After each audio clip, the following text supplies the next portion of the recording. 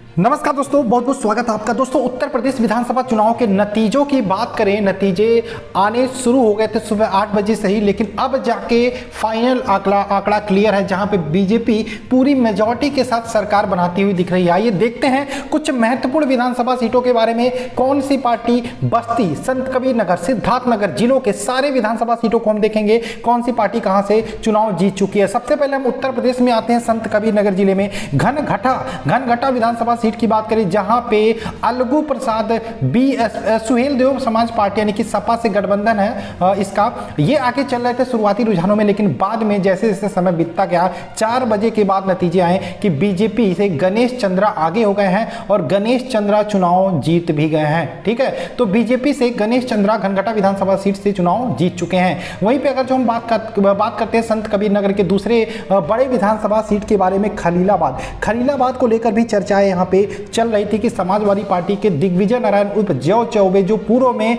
BJP से कहीं खलीलाबाद पे विधायक थे, बाद में ये सपा में समाजवादी पार्टी में शामिल हो गए थे, इनकी भी चर्चाएं चल रही थी। ये आगे भी चल रहे थे लगभग 3 से 4 बजे तक। फिर अचानक पासा पलटा और अंकुर तिवारी बीजेपी के ये आगे हो गए, और अभी की स्थिति की बात करें, अंकुर तिवारी बीजेपी खलीलाबाद से यहाँ पे चुनाव जीत चुके हैं। वहीं संत कबीर नगर जिले के एक और विधानसभा सीट की बात करें, मेहदावल विधानसभा से बात करें, निषाद पार्टी से उम्मीदवार थे अनिल कुमार त्रिपाठी, जिन्हें कुल 90,193 वोट मिले और ये चुनाव जीत गए। इनके पीछे थे जयचंद उर्फ जयराम पांडे, जो समाजवादी पार्टी थे, जिनको 84,000 वोट मिले। यानी कि संत कबीर नगर जिले के तीनों विधानसभा सीटें की बात करें, कहीं ना कहीं बीजेपी के खाते में चली गई हैं। अब आइए देखते हैं बस्ती विधानसभा सीट। तो बस्ती विधानसभा जिले में जैसे हम इंटर करते हैं तो बस्ती सदर विधानसभा सीट आता है, जहां पर बीजेपी के दयाराम चौधरी ने 58,997 वोट लेकर यहां पे चुनाव जीत गए हैं समाजवादी पार्टी से। ठीक है, समाजवादी पार्टी से इनकी कड़ा टक्कर देखा जा रहा था। वोटों के अंतर की बात करें, लगभग 2000 के आसपास वोटों का अंतर था इनके बीच, लेकिन यहाँ पे बीजेपी चुनाव जीत गई है बस्ती सदर विधानसभा सीट।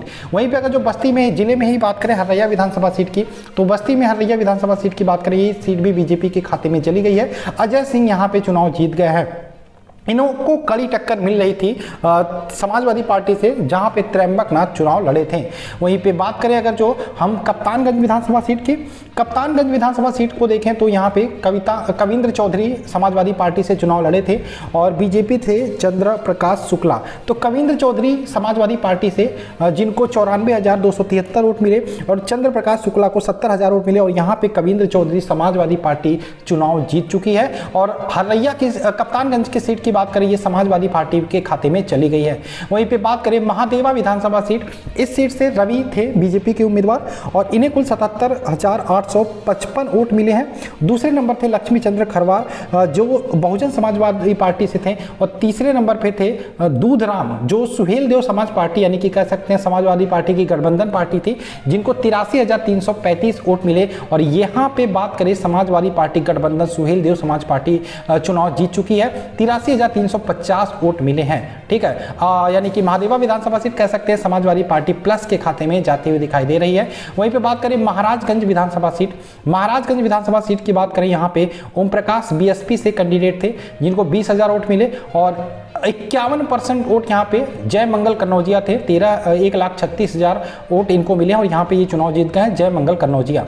इसके बाद हम आते हैं अगर जो तो फरेंदा विधानसभा सीट की बात करें, तो फरेंदा एक ऐसी सीट है जहां पे कांग्रेस का पलड़ा भारी रहा। वीरेंद्र चौधरी यहां से आईएनसी कांग्रेस ने दो सीटें उत्तर प्रदेश में जीती, उसमें से एक सीट फरेंदा भी आता है।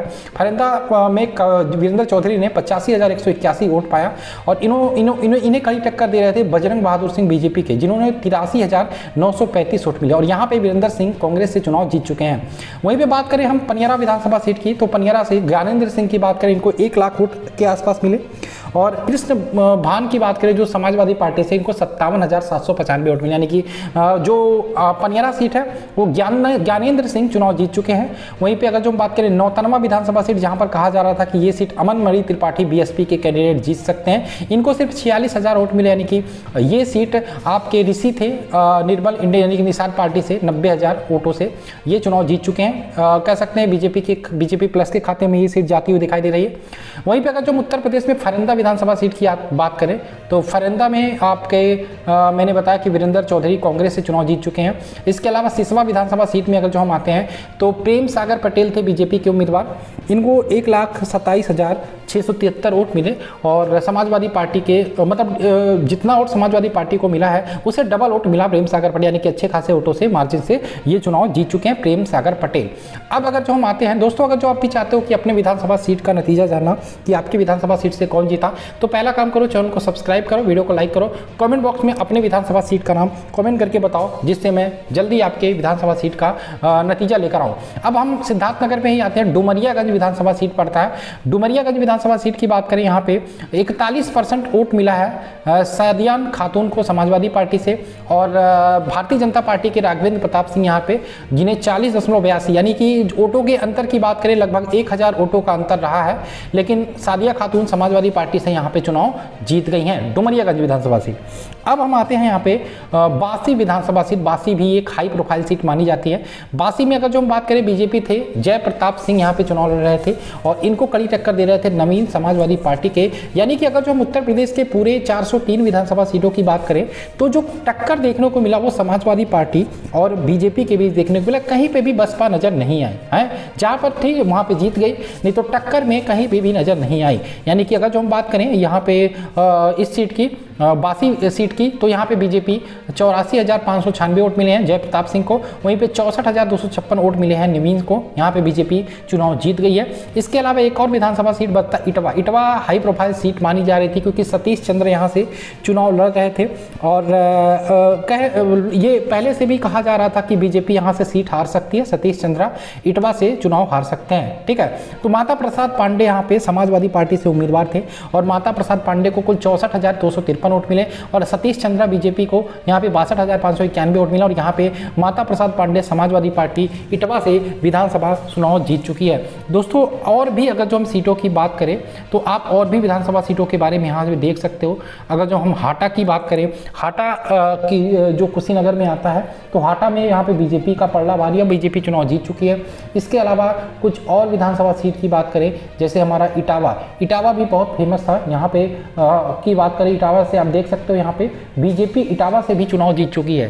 ठीक है, बीजेपी लगभग वोट हार का अंतर 4000 का अंतर, सरिता यहाँ पे इटावा से चुनाव जीत चुकी हैं। इसके अलावा अगर जो हम यहाँ पे आते हैं और कुछ हाई प्रोफाइल सीटों की बात करें तो हमारा अयोध्या सीट की बात कर लेते हैं। अयोध्या सीट की बात कर लेते हैं, यहाँ पे लगभग बीजेपी अयोध्या सीट से वेद प्रकाश गुप्ता बीजेपी से अगली बार भी यहाँ पे विधायक थे और इस बार भी यहाँ पे 1,13,414 वोट मिले हैं वेद प्रकाश गुप्ता को, यहाँ पे चुनाव जीत चुके हैं। अब हम अगर जो गोरखपुर आने की कोशिश करते हैं, देखने की कोशिश करते हैं, जो मुख्यमंत्री थे हमारे गोरखपुर शहर से चुनाव लड़े थे, तो देखने वाली बात होगी कि योगी आदित्यनाथ को कितने वोट मिले। तो योगी आदित्यनाथ की बात करें, इनको 1,64,170 वोट मिले, यानी कि कुल वोटों का 66%। बाकी यहाँ पे सुभावती शुक्ला को उठाया गया था, उपेंद्र शुक्ला की पत्नी थी, इनको 60,403 कुल वोट मिले हैं।